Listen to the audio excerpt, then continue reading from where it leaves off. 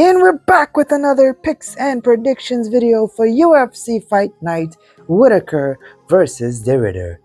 Sorry for not having a face cam yet again, it's gonna be like this for a while, so bear with me please. But let's get straight into my picks and predictions. Starting off at the heavyweight division, we have Martin Buday set to face off against Marcus Buchecha. I like the side of the favorite here in Marcus. I think his jiu-jitsu reigns supreme. I don't think Martin Buday is going to be able to hang. I don't think his cardio is going to last. I don't think he's going to be able to stop the takedowns. He gets taken down and submitted. Marcus Buchecha to win by submission, but stay away from betting because it's a UFC debut. Next up, we're going to the featherweights where we have Mohammad Yahya set to face off against Stephen Nguyen, and Muhammad Yahya has not looked UFC level, getting beat in both of his UFC fights. On the chopping block for sure, I think he loses yet again. I think he loses by decision to Stephen. On to the light heavyweights where we have Aslan set to face off against Billy Elekana. I believe Ibo is going to have a bounce back performance after a terrible showing against Iwan Kutelaba, where he got submitted. I think he comes out the gates looking to strike with Billy. Billy's not going to be able to hang with the power, and Billy gets finished by KO. Next up, we're going to the women's strawweight division where we have Amanda Ribas set to face off against Tabatha Ricci, and I was very shocked when I saw Tabatha as such a heavy underdog. Amanda looked terrible in her last fight against Mackenzie Dern, and I think Tabatha is a very well-rounded fighter. I think she manages to beat Amanda Ribas. I think she's way more skilled. Placing a bet on Tabatha to get it done, I think she wins by decision. She tends to get the nods on the judges' scorecards. I think she outlands her, lands more telling shots, avoids heavy firepower coming back her way.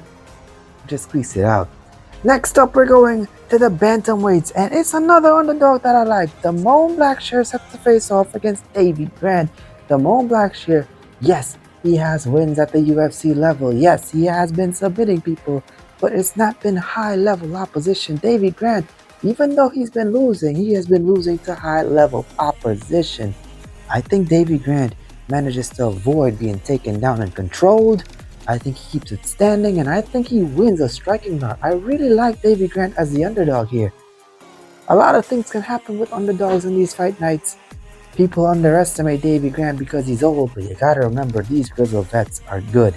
Look at what happened with Michael Johnson. He made Daniel Zellhuber look like a total idiot last week. So don't get caught with your pants down and back the Blackshear as such a heavy favorite. It's either you go Grant or don't bet it at all. Next up, we're going to the welterweights where we have Carlos Leal set to face off against Muslim Salikhov. This one is fairly easy, not worth betting though. I think Carlos Leal wins. I think he wins by KO.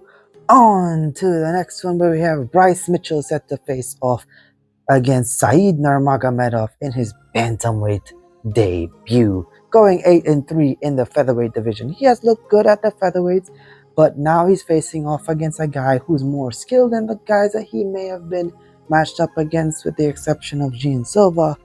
Said, very heavy in terms of kicking,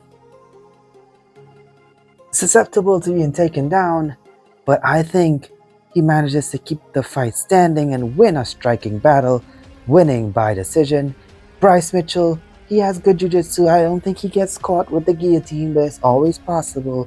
I do like the side of the underdog yet again, betting Said Nurmagomedov to get it done. On to the next one where we have Nikita Krylov set to face off against Bogdan Guskov. And when I was looking at this fight, I thought, okay, Nikita is coming back a bit too quick and fighting a guy who can crack him, put him out in Bogdan. Yeah, underdog may have some value, but remember the fight against Volkan Ozdemir. Volkan managed to take Bogdan down and choke him. And I think Nikita can do the same here. I like the side of the favorite here. I really think that Nikita, he's not going to rush in and get caught like what he did against Dominic Reyes. Dominic Reyes is a much more precise striker than Bogdan. Bogdan is chaotic. Bogdan is susceptible to being taken down. Once he's taken down, he doesn't know what to do there. So I think Nikita wins by submission, but no bet on that fight. I highly recommend you stay away. On to the next one, where we have Almabayev set to face off against Jose Ochoa. And Asu coming off a very, very dominant loss to Manel Cap, proving that if he can't get the fight to the ground, he's gonna struggle. And that's what I see happening here. I think the underdog in Jose Ochoa manages to keep the fight standing and use his dynamic striking to get the edge. I think he also manages to get a KO.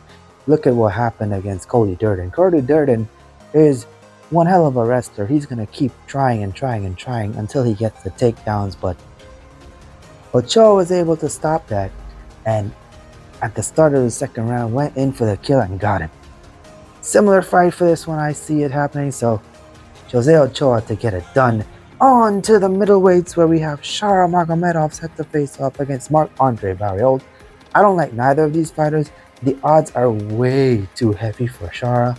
I do think Shara gets the job done. I think he wins by decision, but no bet on that fight. There's much better spots to pick from. On to the co-main event in the bantamweight division, where we have Petr Yan set to face off against Marcus McGhee. Again, the odds are not worth betting on this fight. Petr Yan, in my opinion, is a much better striker, but he doesn't have the same KO ability as Marcus McGhee. Marcus McGhee, he is being rushed into this kind of spot against this level of fighter, in my opinion. I do think Petr Yan wins, but I think he wins by decision. He has trouble in the first round, weathers a storm, and wins the last two. Winning by decision, again, don't place your money on it, because if Marcus McGhee has a strong first round, doesn't have to do much really to win the fight, because a judge can watch the second or the third round. It could be close, it could be swing rounds, and he can get a nod on the judge's scorecard. So stay away from betting it. I do think Petr Yan wins. I think he struggles in the start, but does get going in the later half of the fight. Petr Yan to win. On to the next one, the main event of the evening. In the middleweight division, Robert the Reaper Whittaker set to face off against Reinier de Ridder.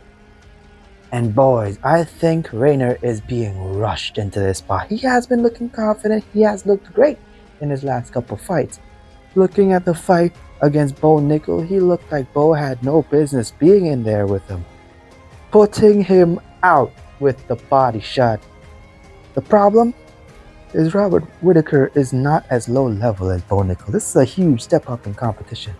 Robert Whittaker is not going to be rushing in brainlessly for takedowns. He's not going to be susceptible to being hit with the same kind of knees. I do think Robert Whittaker puts a stop to the Reinier de Ridder hype train. I don't think Robert gets a title shot, but I think Robert Whittaker gets it done, makes it look easy. He's done it before against Ikram Alaskarov. Everybody counted him out, but I think Robert wins. Placing a bet on Robert Whittaker to win, land more significant strike. Here's a little bit more food for thought with regards to this fight. Looking at Reinier de Ridder against Gerald Meerschaert, he didn't look the greatest in that fight. To be honest, if you was to watch that fight alone, you'd think he'd get absolutely starched, but he has been given some favorable matchups, and that's what makes him look better than he actually is. He doesn't deserve to be hanging in there with Robert Whittaker, in my opinion. The only thing that goes in his favor is his size, but Robert has chopped down bigger trees in the past. So I think Robert Whittaker wins, lands more significant strikes, can even get a finish. I'm leaning more towards him winning by decision. So yeah, Robert Whittaker to win by decision, but the bet is going to be Robert Whittaker to win and land more significant strikes. And that's all I have for you today for these picks and predictions. Be sure to leave a like. Let me know what you think of it down below. Subscribe, follow me on TikTok, follow me on Twitter, support the channel on the Patreon, and I'll catch you in the next one. Until then, game time.